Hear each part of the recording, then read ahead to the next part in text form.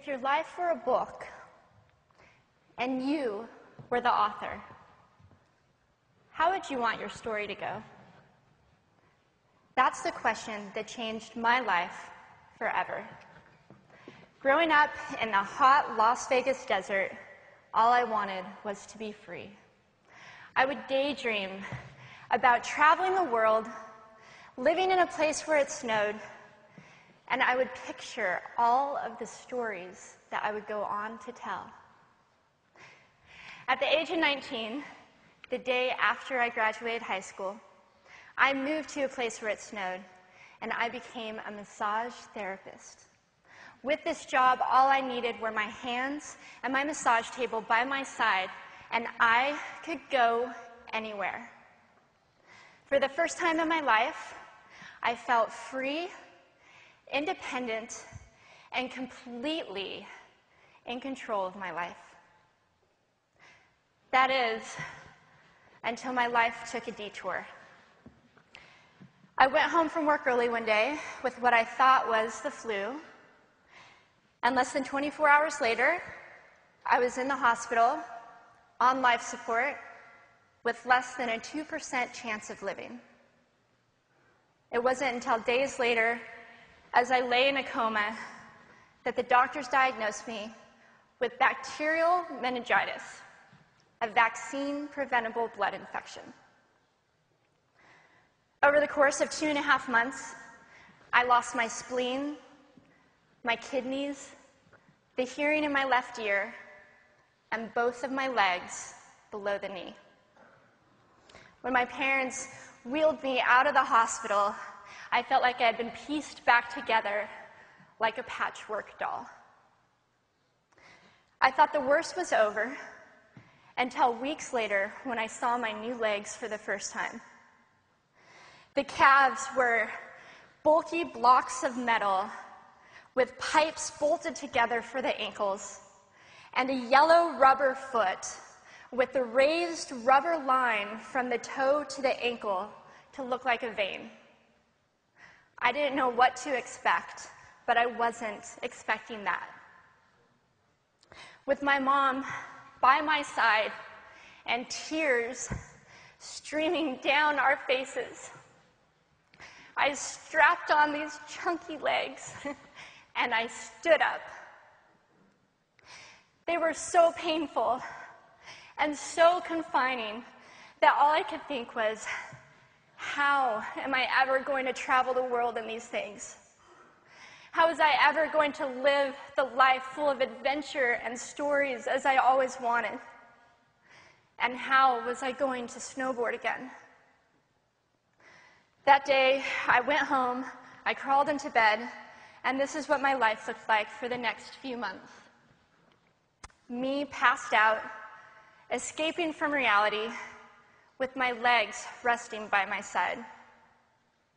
I was absolutely, physically, and emotionally broken.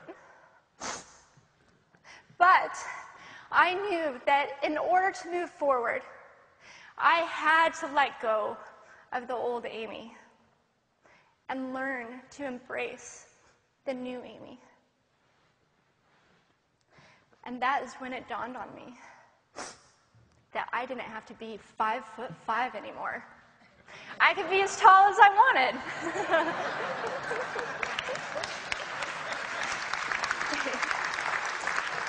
Or as short as I wanted, depending on who I was dating. And if I snowboarded again, my feet aren't going to get cold. And best of all, I thought, I can make my feet the size of all the shoes that are on the sales rack. And I did. So there were benefits here.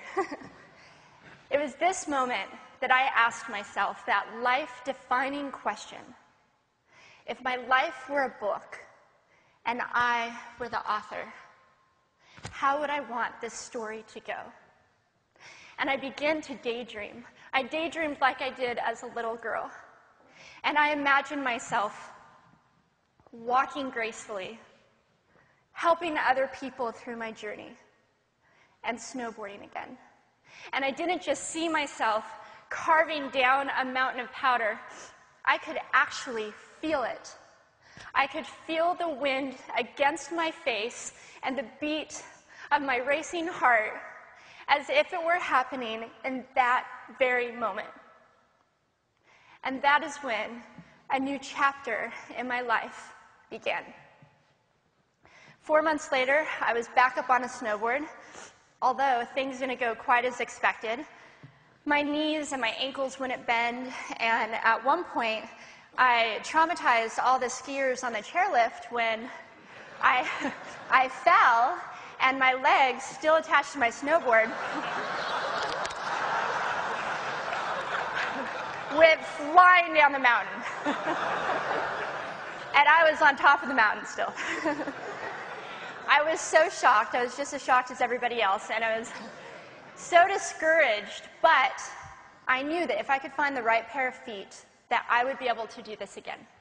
And this is when I learned that our borders and our obstacles can only do two things.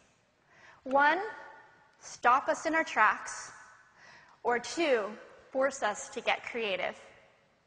I did a year of research, still couldn't figure out what kind of legs to use, couldn't find any resources that could help me. So I decided to make a pair myself. My leg maker and I put random parts together, and we made a pair of feet that I could snowboard in.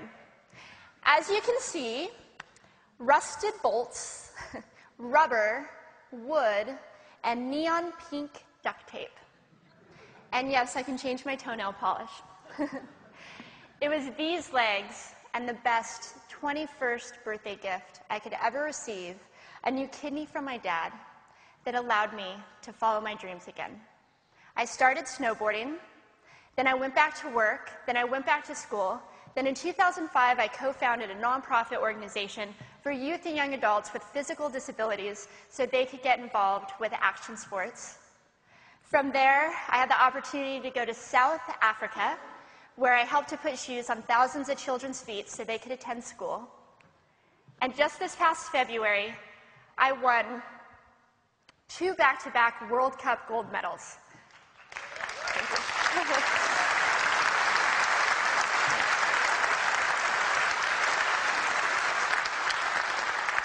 Which made me the highest-ranked adaptive female snowboarder in the world.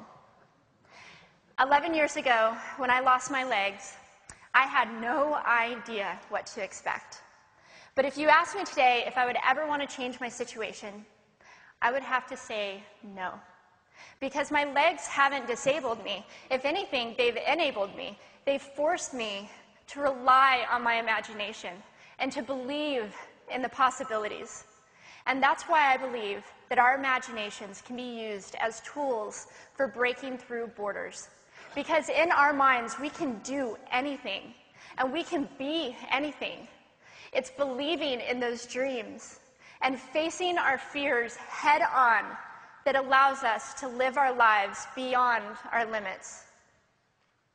And although today is about innovation without borders, I have to say that in my life, innovation has only been possible because of my borders. I've learned that borders are where the actual ends, but also where the imagination and the story begins. So the thought that I would like to challenge you with today is that maybe instead of looking at our challenges and our limitations as something negative or bad, we can begin to look at them as blessings. Magnificent gifts that can be used to ignite our imaginations and help us go further than we ever knew we could go. It's not about breaking down borders. It's about pushing off of them and seeing what amazing places they might bring us. Thank you.